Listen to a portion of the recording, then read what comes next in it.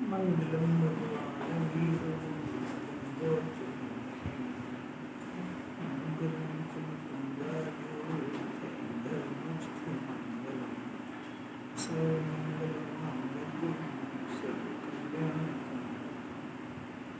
प्रधानं सर्वधर्माणां जयतु शासनं नमः सर्वसाराय स्वामित्याचलासते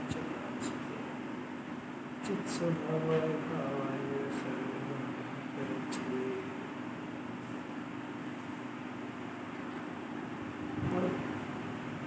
आत्मा तो निवृत्त स्वरूप शांत स्वरूप है। मुनिराज को उसमें से बाहर आना प्रवृत्ति स्वरूप लगता है।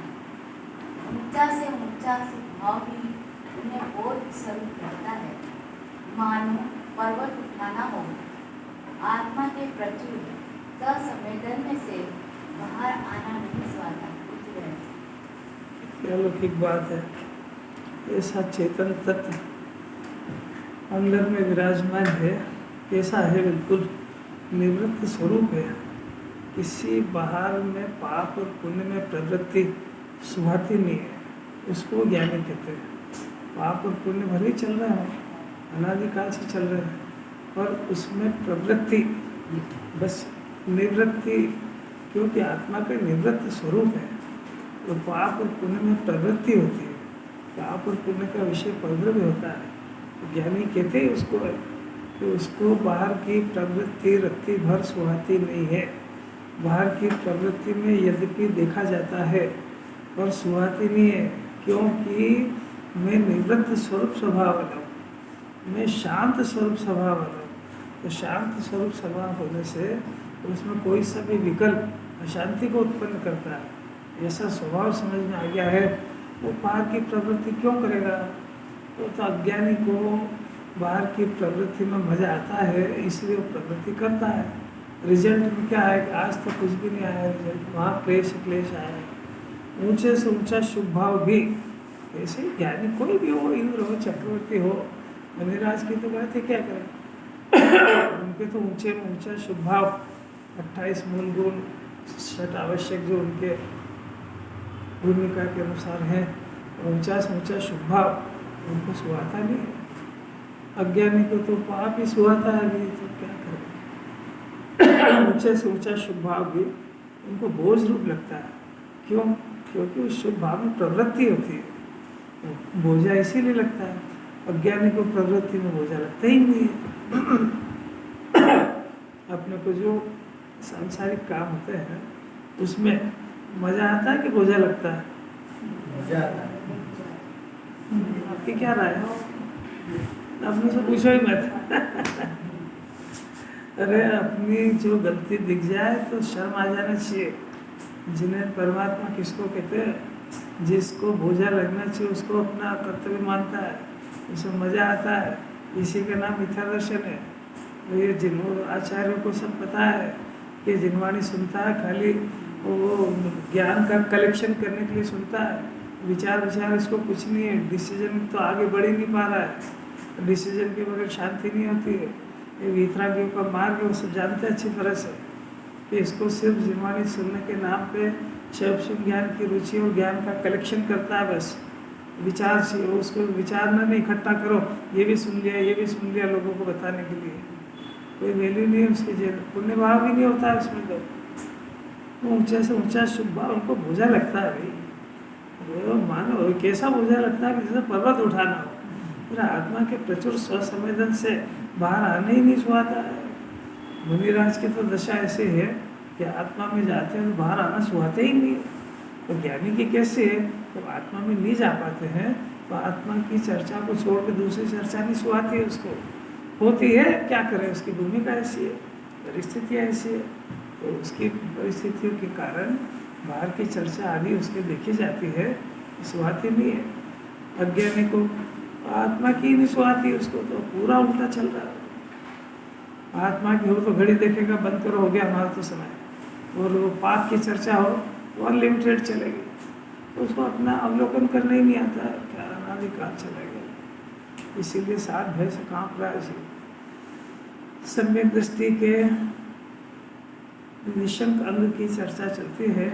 सम्यक दृष्टि निशंक होते हैं, इसीलिए निर्भय होते हैं। निर्भय होते हैं इसीलिए निशंक होते हैं। इस गाथा के ऊपर आचार्य 7 श्लोक देते हैं। वो निशंक और निर्भय क्यों होते हैं? क्यों सप्त भय से रहित होते हैं। सप्त भय क्या होते हैं?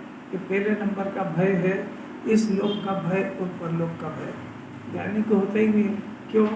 क्योंकि वो अपने लोक चित्लोक को जान चुका है। वो ऐसा स्वभाव समझ गया है ज्ञान ही मेरा लोक है। इस लोक के अंदर जगत के पदार्थ देखे तो जाते हैं, दिखते भी हैं, पर मेरे अंदर आता नहीं है। जब आता नहीं है तो इस लोक का भय नहीं रहता उसको। जब कोई ज्ञान में प्रविष्ट ही नहीं हुआ है, तो प्रविष्ट नहीं हुआ तो डरे क्यों? और ये तो जब तक अपने को शरीर मानता था, विचार करते ना ज्ञानी, तो उनको बात पता लग गई कि भाई मैं जब तक अपने को शरीर मानता था तब तक मैं भयों से कांपता था। तो मेरे को वस्तु स्थिति पता लग गई कि मैं तो अकेला एक ज्ञान में आत्मा हूँ और इसके अंदर कोई ज्ञेय का प्रवेश तो हुआ नहीं, और मेरा तो इस जगत से कोई संबंध है ही नहीं।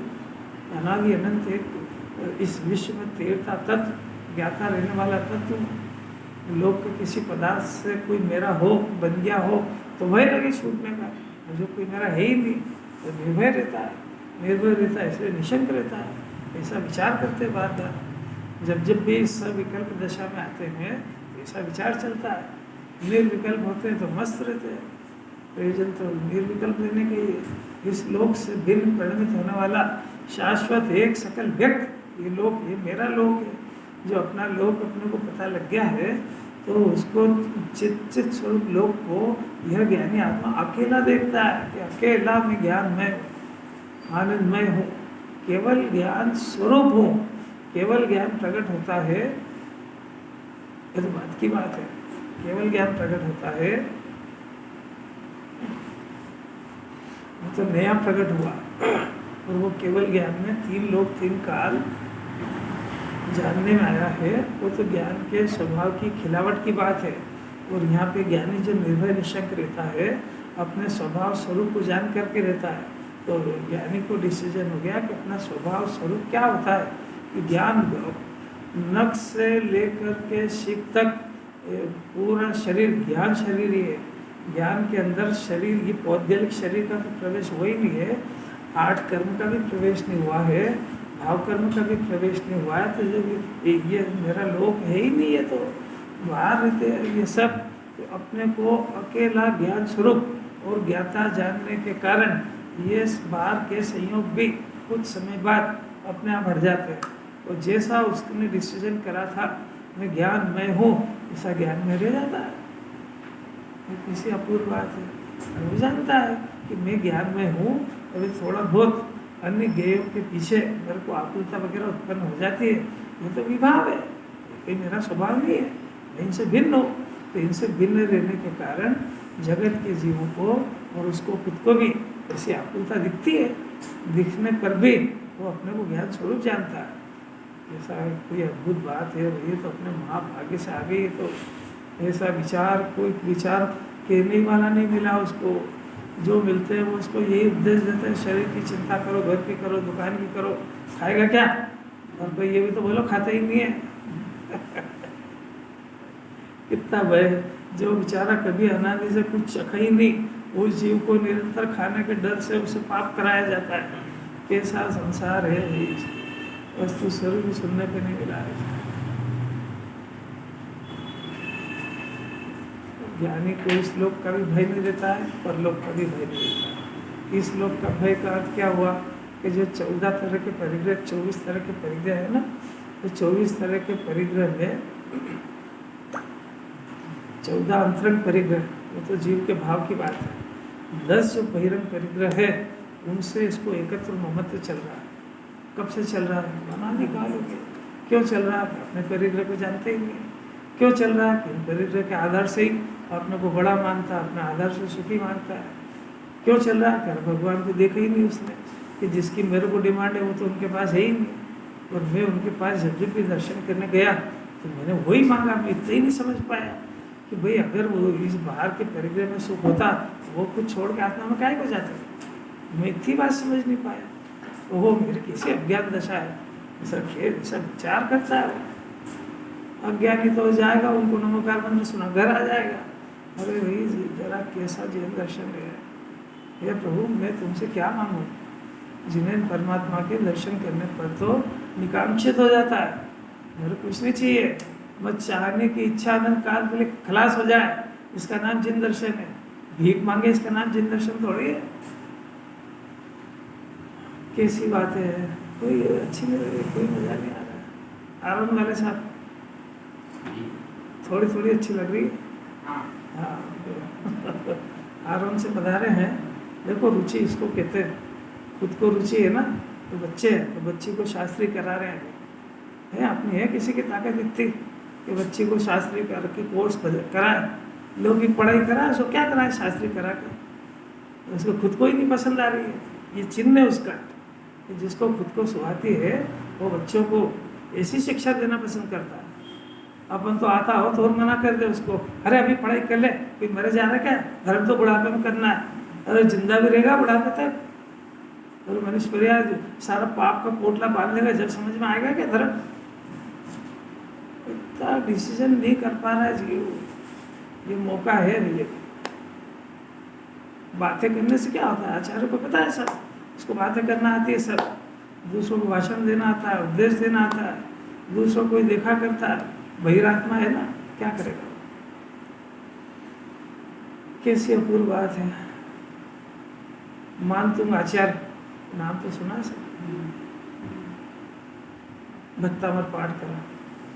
उन्होंने क्या करा कि वो उस समय का जो राजा था, वो राजा को पता लगा कि अपने यहाँ कोई ऐसे दिगंबर महाराज है जो बहुत विद्वान है, और उनसे मेरे को वाद व्याद करना है, मेरे को तो उससे बहस करना है, क्योंकि राजा तो अपने आप को गर्व मानता है ना, मिथ्या दृष्टि का। तो उन्होंने अपने सेनापति मंत्री संतरी को भेजा कि महाराज को यहाँ बुला के लाओ। महाराज को जाते वो राजा को अकल ही नहीं थी, दिगंबर महाराज किसी को बुलाने से जाते क्या, तू राजा है तो महाराजा है, तो समझती है कोई बात। जिसको इंद्र चक्रवर्ती नमस्कार करते हैं वो कौन होता है, उसको नहीं था, नहीं गए वो, सुने अनसुने करे वो आकर बिहार में रहे, मस्त रहे कि वहाँ चले जाए। तो बड़ा गुस्सा आया राजा को, मेरे आदेश का पालन नहीं किया, मेरे राज के अंदर मेरी नहीं सुनते, बहुत गुस्सा आया। फिर दूसरा प्रयत्न किया, उन्होंने 2-4 सैनिक भेजे कि महाराज को बुला के लाओ, कोई जाए फिर नहीं गए। फिर उसको गुस्सा आया तो उसने उनको उठा के कैद खाने में डाल दिया। महाराज को क्या तकलीफ हुआ, डाल दे। जिसको बाहर घूमने जाना हो उसको बंधन लगता है। नहीं आई समझ में आपको बात। अपना बच्चा है, उद्दंडी बच्चा है, अब वो उधम करता है तो उसको कमरे में बंद कर दिया, और उससे सब खाने पीने की सामग्री जो जो उसको चाहिए वो सब रख दी उसके लिए। पढ़ाई का कोर्स है, लगा दो ताले उसको तकलीफ जब होगी जब उसको उधम करने के लिए बाहर जाना है। अगर उसको उधम करने नहीं जाना तो तुम 1 क्या 25 ताल लगा दो। बात समझ आ रही क्या। इसको बंधन कौन सा कहते हैं कि जिसको ये जो अनावश्यक चीज़ों की डिमांड करता है तो इसका नाम बंधन है। अगर उसको कोई चीज़ की आवश्यकता ही नहीं हो तो काय का बंधन उसको, तो मुनिराज को काय का बंधन, 48,000 लगा। कैसी अद्भुत बात है। अब क्या हुआ, तो मुनिराज को ज्ञान में आया कि ताले लगा दिए, वो अपने आत्म ध्यान में मस्त हो गए, ऋषभ देव की स्तुति करने लगे। अब कुछ ऐसा अतिशय हुआ कि वो ताले टूट गए अपने आप। अब उस राजा को और गुस्सा आया कि ये क्या हुआ, इन्होंने ताले तोड़ दिए। तो उनने कोई ताले वो मुनिराज का स्वरूप क्या जाने, जिन्हें कोई नहीं पता है। मुनिराज का स्वरूप ये होता है कि उनको उपसर्ग आता है तो दूर नहीं करते अपने हाथ से, समाधि मरण ले सकते हैं तो उपसर्ग दूर करने का प्रयत्न नहीं करते। तो उन्होंने कोई ऐसी स्तुति नहीं करी कि मेरे ताले टूट जाए, और टूट गए अपने आप से। वो क्या करे उसको, कैसी बात है। अब लोग उसको जानते नहीं है। अब फिर वो जो मंत्र को भी बिगाड़ बोड़ के नाश कर दिया, कि इस मंत्र से ये रोग दूर होगा, इससे दूर होगा, और उनने काय के लिए लिखा था उनसे तो पूछो। और क्या अद्भुत बात है कि क्यों हुआ कि उसको परलोक का भय है, क्यों हुआ कि उसको इस लोक का भय है, क्यों हुआ कि वो शरीर को अपना मानता है, क्यों कराएगा शांति धारा कि वो शरीर को अपना मानता है, क्यों कराएगा कि उसको बाहर से शांति चाहिए। अरे भाई एक बार वस्तु स्वरूप समझ लो, जिन्हें परमात्मा ने 8 कर्मों की थ्योरी कही है, अगर ये इसी प्रक्रिया से और उसके 8 कर्म की फिलॉसफी बदल जाए तो भगवान का केवल ज्ञानी झूठा हो जाए। नहीं जानता है वस्तु स्वरूप को जाने बगैर निर्भय निशक थोड़ी हो सकता है।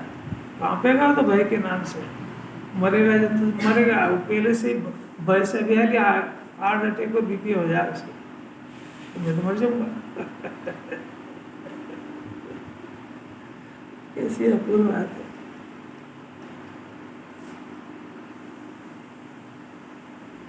मस्त बात है, नहीं अपने काम की लगती भी है कि नहीं लगती है, मैं तो क्या करेगा सुन के। मतलब इसको शंका बनी रहेगी कब तक, जब तक अपने स्वभाव स्वरूप को नहीं जानेगा। जिनवाणी की जिद है, इसकी जिद है कि मेरे को संयोग से सुख होना चाहिए, जिनवाणी की जिद है कि स्वभाव को जानेगा तो होएगा, इसमें आनंद काल चला गया उसका।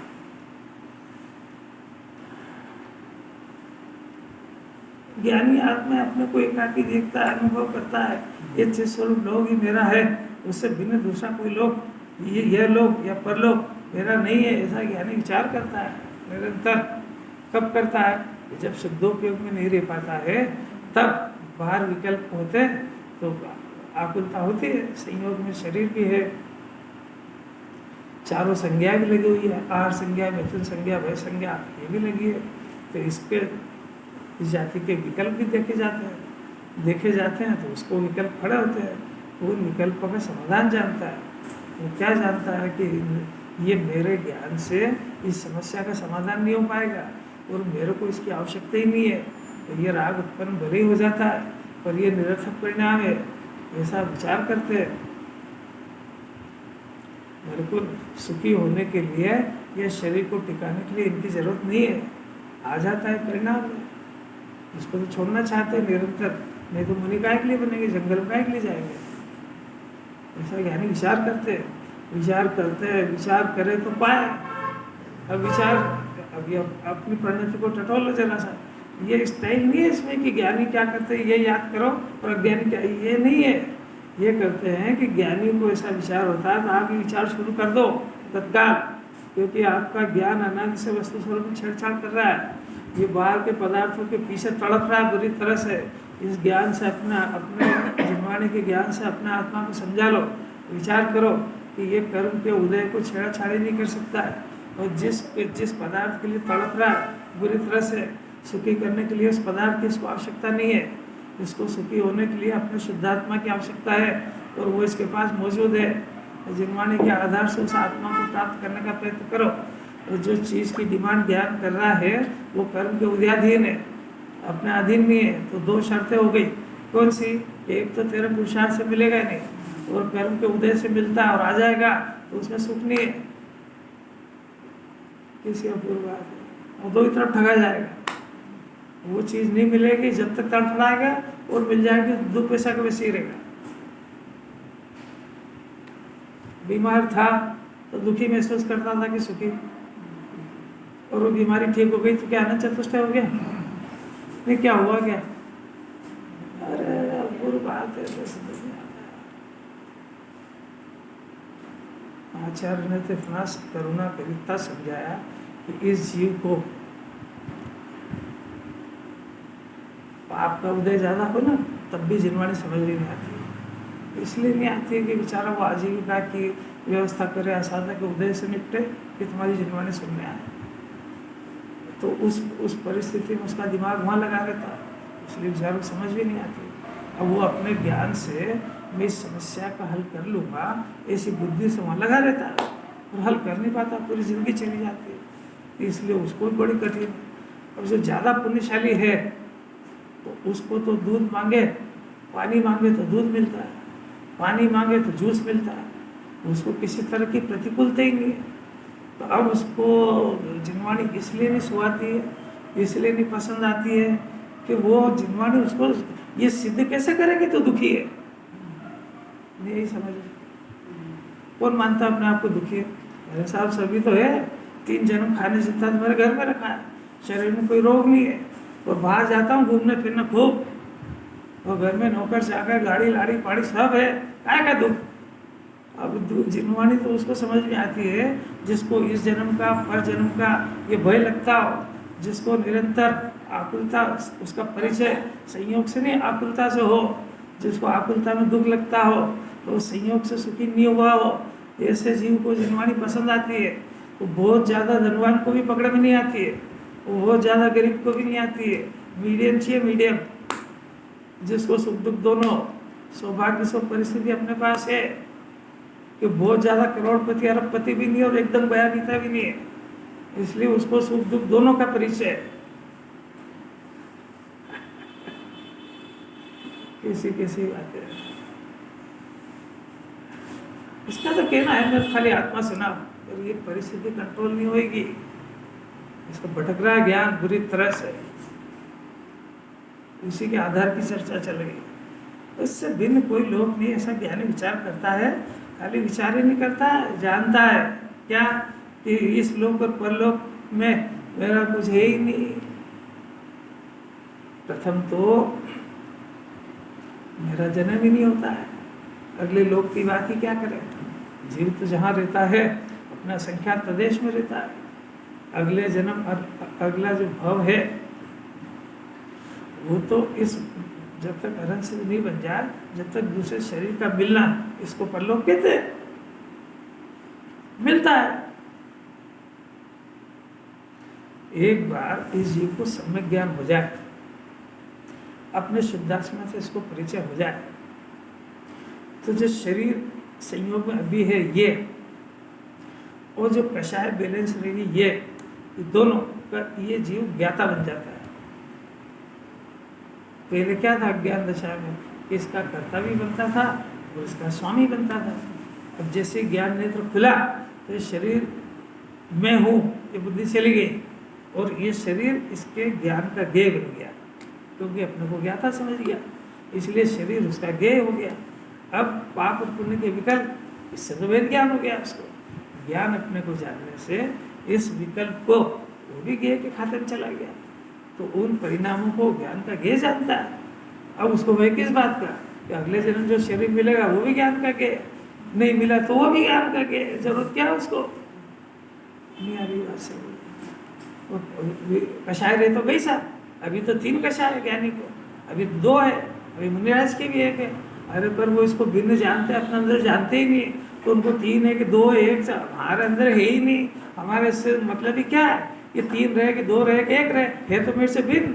ये अपने काल में जाती है, उसके लिए मैं क्यों पुरुषार्थ करूं।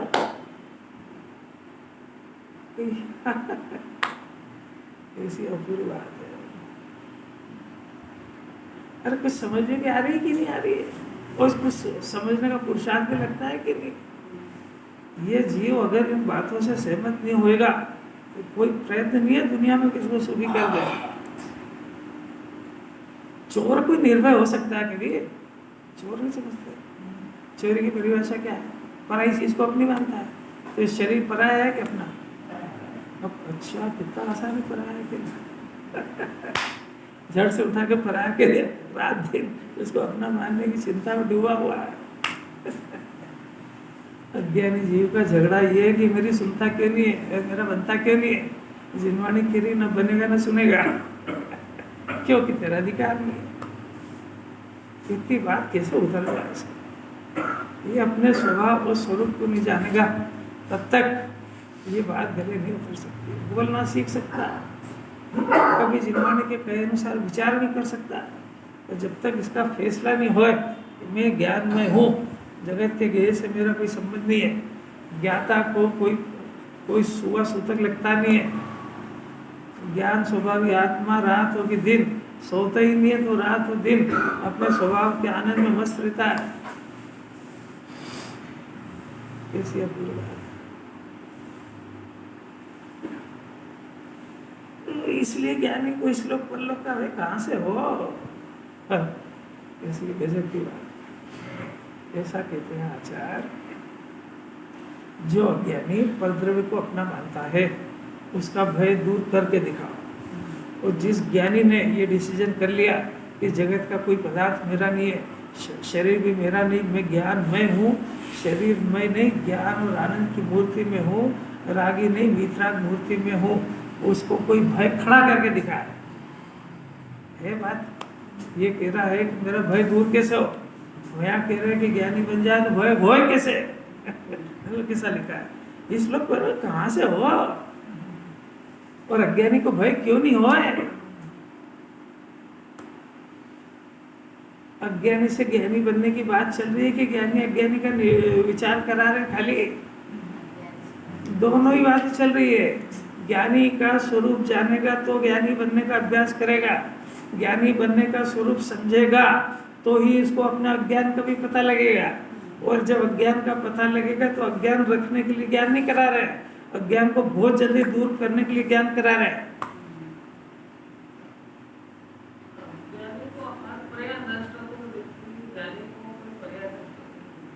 अज्ञानी को एक भी नहीं दिखता, अज्ञानी को तो मैं मरा ऐसा दिखता है, और ज्ञानी को मैं मरता हूँ ये उसकी डिक्शनरी में से निकल गया है। इसका मरण होता है, इसका जन्म होता है। जिन्हें भगवान ने तो आत्मा को अनादि अनंत कहा, और मैं तो ज्ञान मैं आत्मा अनादि अनंत हूँ, फिर ये जन्म मरण क्यों लिखा आखिर। अरे भाई ये तो जगत की भाषा है और व्यवहार से ऐसा कहते हैं, और व्यवहार से कहने का अर्थ है कि जब तक ये जीव वीतराग यानी किसी भी तरह का रागद्वेष मोह का परिणाम नहीं करेगा तब तक इसको बंधन होता रहेगा और ये शरीर मिलता रहेगा। तो ये शरीर के मिलने और बिछुड़ने का नाम जन्म और मरण है। मेरा तो कोई जन्म मरण होता नहीं है, शरीर मिले तो मिले, नहीं मिले तो नहीं मिले, ऐसा सिद्धांत चौथे गुण स्थान में हो गया है। उसको इंद्र और चक्रवर्ती के शरीर की डिमांड नहीं है उसकी। और प्रथम तो वही जानता है, चारों उसको जिनागम के चारों अनुयोग से उसको पता लग गया है कि चार गतियों का कारण क्या है, और उसको वीतराग भाव पैदा हो गया है। इसलिए उसको जानता है कि यदि मेरी पूर्व की कोई अपराध से अगली गति बन गई होगी तो भले ही बन जा, पर उस गति से मेरा कुछ बिगाड़ नहीं होता है। और यदि गति नहीं बिगड़ी तो नियम से स्वर्ग और मनुष्य, स्वर्ग और मनुष्य, बस ये भी 2-4 भाव, उसके बाद अरंसित बनना है, ऐसा उसको आत्म दृढ़ निश्चय हो गया है। इसलिए ज्ञानी निर्भय होता है और इसने पूरी जिंदगी काले कारनामे करे, इसका अंतरंग इसको खुद को ही पता है, इसलिए भय से कांपता है कि मालूम है कि वो थोड़ा जिनवाणी से पड़ा है, तो अब मेरे को क्या पता क्या पता कौवा कुत्ता बिल्ली कहाँ जाएगा, अनादिकाल ऐसे थोड़ी चला गया है।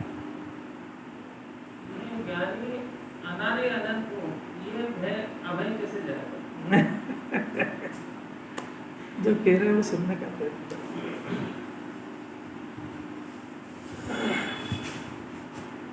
पहले तीर्थंकर जो बनने वाले हैं कौन, सैनिक जब बौद्ध थे तो मिथ्या दृष्टि थे, यशोधर मुनराज के ऊपर सर्प भी डाला पुत्र भी, तो उसमें जो उनकी निंदा का परिणाम हुआ उसमें 7 नरक का आयु बन गई। और उनको तो पता नहीं कि मेरी नरक की आयु बन गई है, तो अपने जो भी जिस विकल्प में थे उसमें डूबे थे। 2-4 दिन बाद वो जो चेलना रानी थी उनको लेकर के मुनिराज हमारे ऐसे नहीं होते कि तुमने सांप डाला हो तो वो हटा के फेंक देंगे, वो तो देश छोड़ देंगे, पर ये उपसाद दूर नहीं करेंगे, झूठ बोलते हैं, चल देखेंगे। और उन्हें जब चेलना रानी ने वो सब उपसर वगैरह दूर हुआ तो यशोधर मुनिराज ने सद्धन वृद्धि का आशीर्वाद दिया उनको। तो क्योंकि ये कैसे मुनिराज, मैंने अपराध किया तो मेरे को भी धर्म वृद्धि का आशीर्वाद दिया, और चेलना रानी को भी दिया, अरे भाई उसको देते तो ठीक है, हम मेरे को भी दिया, अरे कैसे मुनिराज है। तो क्या पता कैसा परिणाम बदला, वो कैसी उनकी भाषा उसके समझ में आई। तो वहाँ उसी मुनिराज के निमित्त में 7वें नरक की आयु वाली थी, उन्हीं मुनिराज के निमित्त में इसने अपने शुद्धात्मा को प्राप्त कर लिया, और वहीं सम्यक दर्शन को प्राप्त कर लिया। आंखों में से आंसू आ गए, उन्हीं मुनिराज के भक्त हो गए, और उनके वो अपराध हुआ, तो ये मैंने क्या करा दिया, निंदा भी हुई अंदर ही अंदर। अब उसके अंदर क्या करें, तो वो ये वायु बन गई थी। तो वस्तु स्वरूप का नियम है कि वो 7वीं की बजाय पहली हो गई तो नरक तो जाना पड़ेगा। ये बात भी उनको नहीं पता थी। ये तो वस्तु स्वरूप भी अंदर ही अंदर कर्मों का संक्रमण, आकर्षण विकर्षण होता रहता है। अब ये उनका 7वें से पहला हो गया, उनको नहीं पता था। अब क्या हुआ कि महावीर भगवान का समोसरण आया। समोसरण आया तो सैनिक राजा वहाँ गए सुनने के लिए। महावीर भगवान के समोसरण के अंदर उन्हीं महावीर परमात्मा की दिव्य ध्वनि सुन करके वहीं उन्होंने क्षायिक सम्यक दर्शन प्राप्त किया, क्योंकि क्षायिक सम्यक दर्शन केवली के पादमूल में ही होता है। उन्होंने वो प्राप्त किया। अब जब समोसरण में गए, ऐसा नियम है कि भगवान के भावमंडल में 7 भाव दिखते हैं, 3 पुराने, 3 भविष्य के और 1 वर्तमान का। तो उसका होएगा तो ही दिखेगा ना। गए, चेलना रानी साथ में थी, तो चेलना रानी ने भी देखा कि भावमंडल के अंदर 7 भाव दिख रहे हैं। तो सैनिक राजा का अगला भाव तो नरक का दिख रहा है। देखो दोनों जने देख रहे हैं उसके अंदर। वो चेलना तो घबरा रही है, सम्यक दृष्टि थी, हो चारित्र का भय नहीं था। ऐसा रखते ही है ना, अभी मेरे पति है और अगले जन्म नरक जाएंगे कैसा। और उसने देखा तो उसने चेलना रानी ने कहा पति को संबोधन करके कि आपको दिख रहा है कि आपको अगले जन्म नरक जाना है। अपने से कोई कह दे कि तेरे को 3 दिन बाद कैंसर होगा, मर जाएगा, तो क्या होएगा? कुछ नहीं होगा, आपने क्या करना है? जैसे उन्होंने सुना कि हाँ मेरे को भी दिख रहा है, पर तेरे को ये नहीं दिख रहा है कि मेरे भाव होते ही नहीं है, वो नरक में भी आत्मा में ही रहेंगे और यहाँ भी आत्मा में ही है। तो ये नरक वरक का डर ज्ञानी को नहीं लगता। अरे कैसा विचार है, तो रोंगटे खड़े हो जाए जरा सा सुन ले तो। मेरा तो चैतन्य लोकी है। मेरा तो चेतन लोकी है। उनको भय ही नहीं है कि अगला भाव मेरा होते ही नहीं है। इस निर्णय से तो क्या नहीं बने थे, तो अब उनको नरक का भाव थोड़ी दिख रहा है। नरक का परिस्थिति का ज्ञान हो रहा है कि ये जो अपराध हुआ उसके फल में ये आत्मा की स्थिति को नरक में रहना पड़ेगा, दैट्स ऑल। पर नरक से दुखी हो जाऊंगा या वहाँ वो जो मारकाट चलती है उससे दुख नहीं होता है। जो दुख होता है वो अपनी कषाय का होता है। ये बात को मैं जानता हूँ।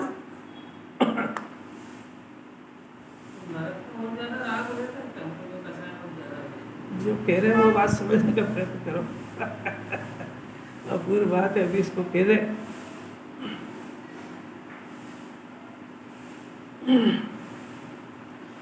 गुरुदेव के साथ में एक और थे ना, वर्णी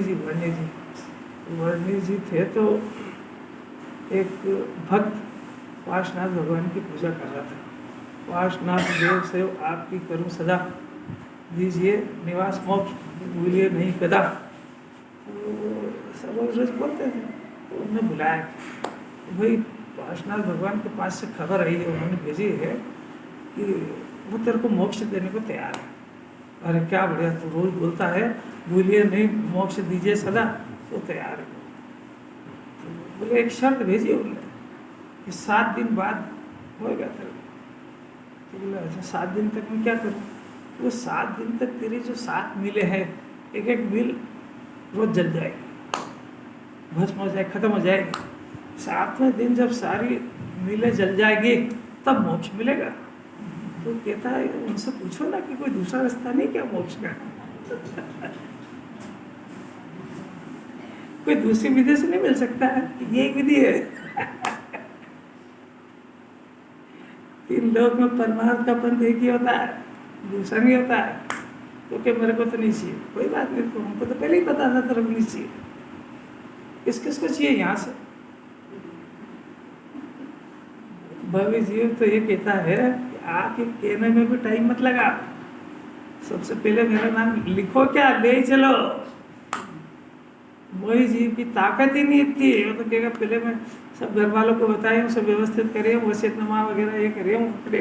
अरे तो तेरा भी बस की बात नहीं, अभी तेरे दिन नहीं आया मोक्ष जाने के। अरे अपना अंतरंग टटोलो जरा, इसको 15 से 21 मोहम्मद कितना पड़ा हुआ है। ये जिनवाणी सुनने के लाइसेंस से मोह डरता नहीं है। मोह को ये सर्टिफिकेट दिखाए, मेरे को 4 अनुयोग पढ़े मैंने, रख तेरे पास रख। अरे 4 अनुयोग से जिनवाणी चाहती है कि अपने आप को निराकुल रखने की कला सीख जाए, अपने आप को कर्म के बंधन से मुक्त होना सीख जाए, कर्म के बंधन काटने की भी कला जिनवाणी में, कर्म से मुक्त की भी दशा जिनवाणी दिखाती है। इसको किसी पदार्थ की जरूरत नहीं, ये भी सिखाती है। तो ये सीखे जब है,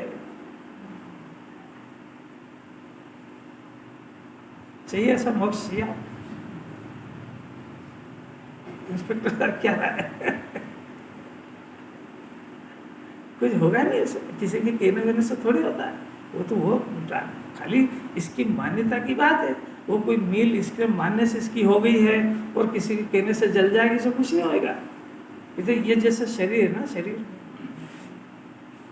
तो ये मिला है ना, इस आत्मा के संयोग में आया, तो ये शरीर मिला है, तो इसके मिलने में इसका आयु कर्म का उदय निमित्त है। मैंने कब तक टिकेगा कि इसकी आयु नक्की है, 50 साल, 60 साल, 80 साल, जिसकी जो भी है वो नक्की है।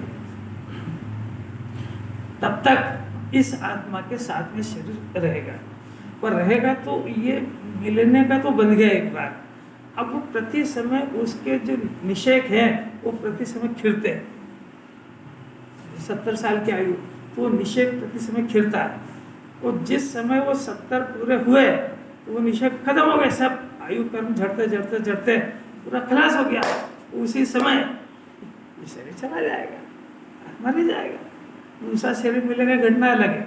पर ये शरीर इसके विकल्प से टिका है, इसके लाने से आया है, अगला इसकी इच्छा से आएगा। इन सब प्रश्नों के जवाब जिनवाणी देगी।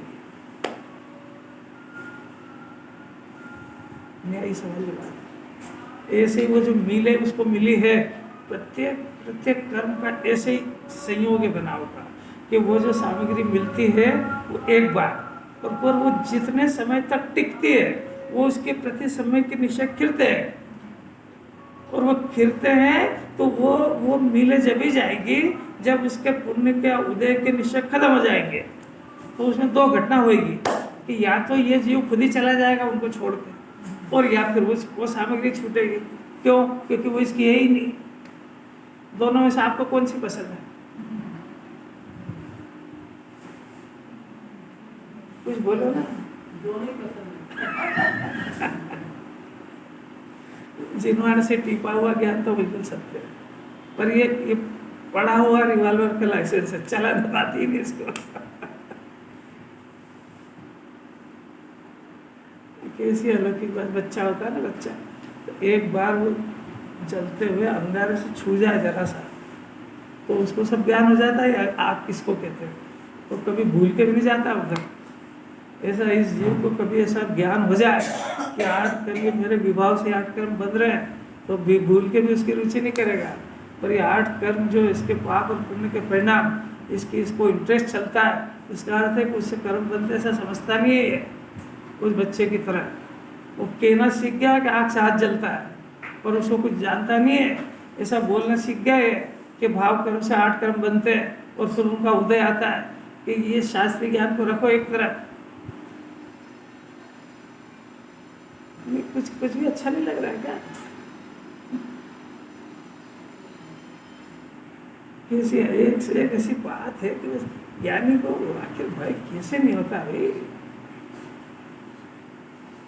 इसलिए ये लाइन सब जगह याद रखने से, कौन सी आखिरी वाली, सहजम स स्वयं सतता निशंका।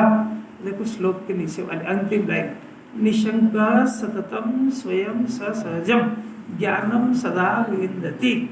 यानी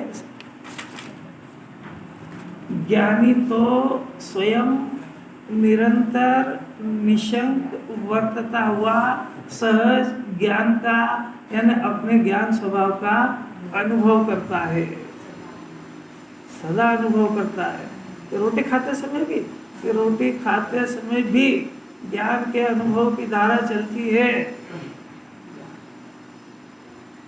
ये समझना बड़ा मुश्किल है। रोटी खाने का परिणाम पाप भाव, देखो इसमें लिखा है ना, ज्ञानी तो स्वयं एक बार, नंबर 2 निरंतर, यानी बिना किसी अंतर के, यानी रात हो या दिन, पाप के परिणाम में होके पुण्य के परिणाम में निरंतर निशंक वर्तता हुआ। ऐसी दशा है, निशंक वर्तता हुआ। करता क्या है कि सहज ज्ञान का, ये हमको समझ नहीं आती है तो ब्रैकेट में लिखा है, अपने ज्ञान स्वभाव का कब अनुभव करता है कि सदैव अनुभव करता है।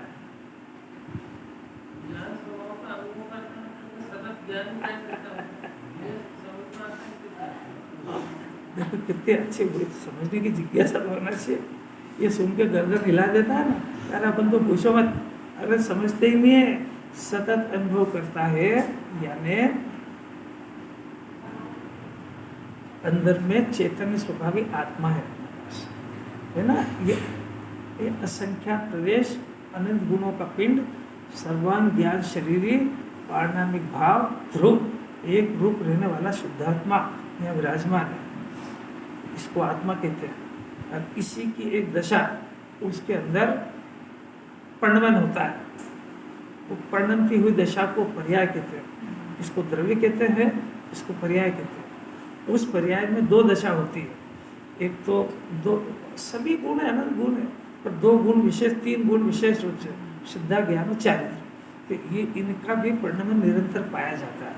तो ज्ञान का परिणमन जानने रूप पाया जाता है, और चारित्र में रागादि का परिणमन निरंतर पाया जाता है।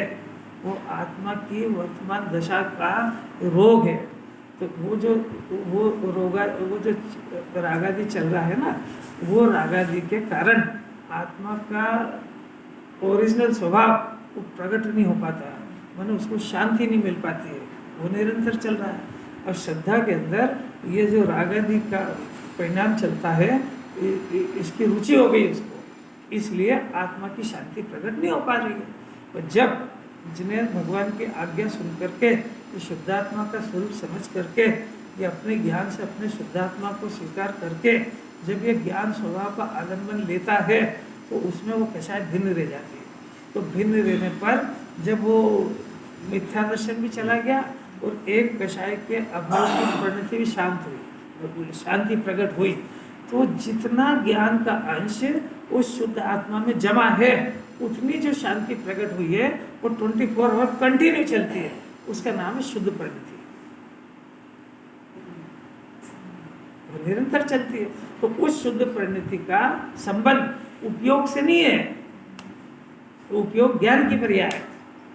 तो ये उपयोग चाहे वो बाहर जाए चाहे आत्मा में रहे, इससे शुद्ध परिणति का कोई संबंध नहीं है।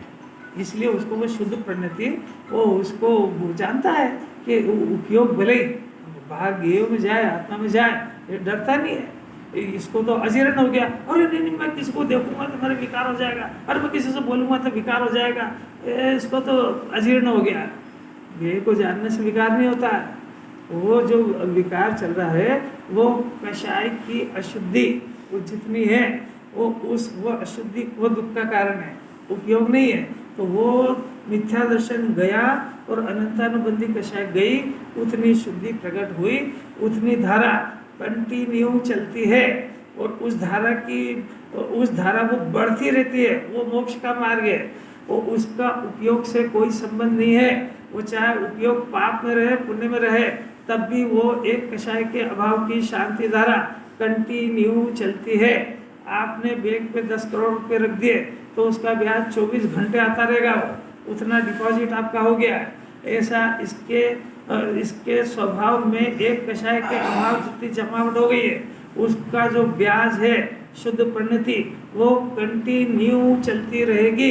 इसका उपयोग से उसका कोई संबंध नहीं है। खाली इतना जरूर है कि वो जो शुभोपयोग के काल में वो शुद्ध परिणति बढ़ती है, और अशुभ के काल में रहती वैसी घटती नहीं है, वैसी रहती, बढ़ती नहीं है। इसलिए ज्ञानी अशुभ से बच के शुभ में आता है। तो कितनी बात समझने की है। कैसे समझ में आए? धीरे धीरे इसीलिए तो ले रहे हैं भाई, ये इतनी भूमिका वाले जीव के अलावा किसी की बस की नहीं है।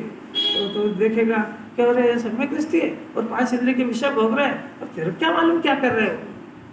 वो ये कषाय के अभाव की शांति धारा चल रही है, उसका भोग कर रहे हो। उसके बाद से तो उनके ज्ञान ज्ञाता पने का जन्म हो गया है। ज्ञाता पने के जन्म होते से ही वो तो लोकालोक को ज्ञाता हो गए केवली की तरह। तो न कषाय के बंधन से डरते, न कषाय के उदय से डरते, और न राग से डरते। इन सबके तो ज्ञाता है, इसलिए उनको निरंतर वो एक कषाय के अभाव की शांति का वेदन होता है। हो मेरी ऐसी दशा, ये ऐसा विचार तो करे, तो सुन के प्रसन्नता नहीं आती है। ऐसा है कि क्या बातें करते हैं तो यार, हमको तो त्रिकाली आत्मा की बात बताओ बस। त्रिकाली आत्मा को जानने का रिजल्ट बता रहे हैं। ये नहीं आए तो समझना त्रिकाली आत्मा की बात हवा में ही है वो।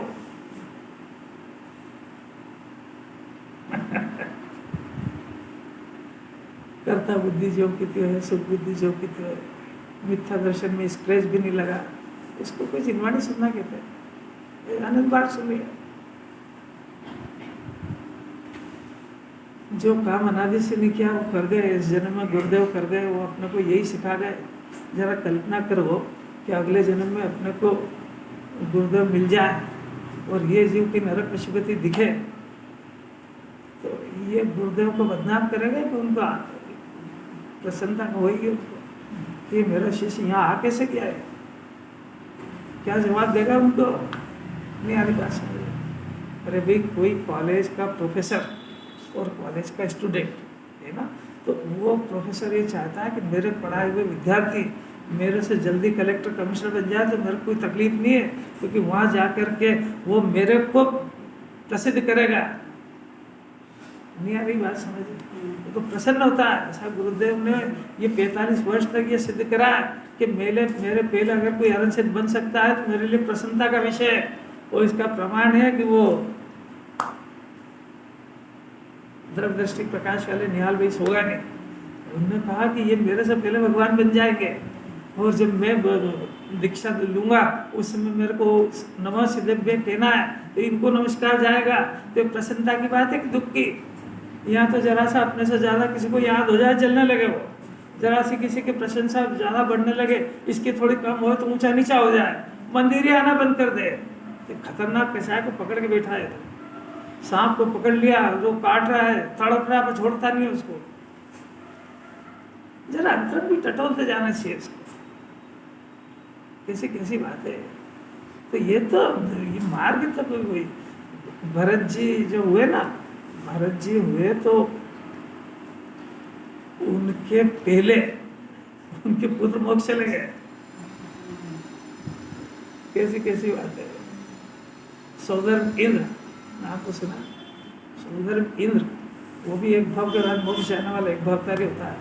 वो शची इंद्राणी, तो वो भी एक भाव के बाद मोक्ष जाने वाली होती है। अब स्वर्ग के दुख पता है क्या है? ये स्वर्ग में दुख कहता है। कैसे दुख है बताओ?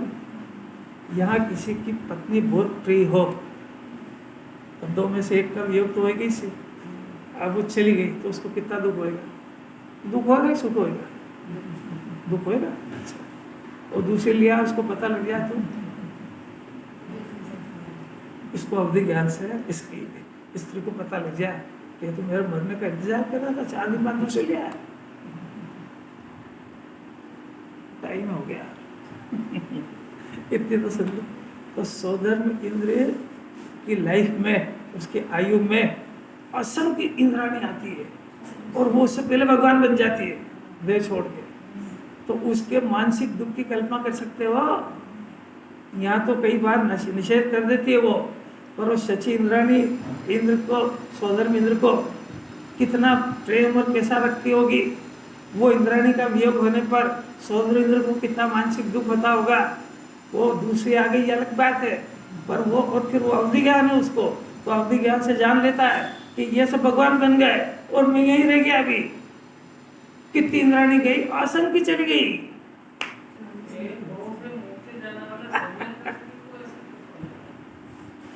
क्या गजब है। मानसिक दुख भी क्या होता है ये भी इसको क्या पता है। कैसी अलौकिक बात है। वो तो निशंक वर्तता हुआ अपने ज्ञान स्वभाव का अनुभव करता है। भावार्थ है देखो पढ़ रहे थे 2 मिनट में, इस भव में जीवन पर्यंत अनुकूल सामग्री रहेगी कि नहीं ऐसी चिंता इस लोक का भय, पर भव में मेरा क्या होगा ऐसी चिंता का रहना परलोक का भय। ज्ञानी जानता है कि चेतन ही मेरा एक नित्य लोक है जो कि सदा काल प्रकट है, इसके अतिरिक्त तो दूसरा कोई लोक मेरा नहीं है। यह मेरा चेतन स्वरूप लोक किसी के बिगाड़े नहीं बिगड़ता है। ऐसा जानने वाला ज्ञानी, ऐसा जानने वाले कोई ज्ञानी कहते हैं, उसको इस लोक का परलोक का भय नहीं है। इसे कहाँ से हो ही नहीं सकता है। करता क्या है वो? तो वो तो निरंतर अपने स्वाभाविक ज्ञान रूप को ही अनुभव करता है। ऐसे कर देंगे जल्दी जल्दी पूरा कर रहा हूँ। कल वेदना भाई की बात है।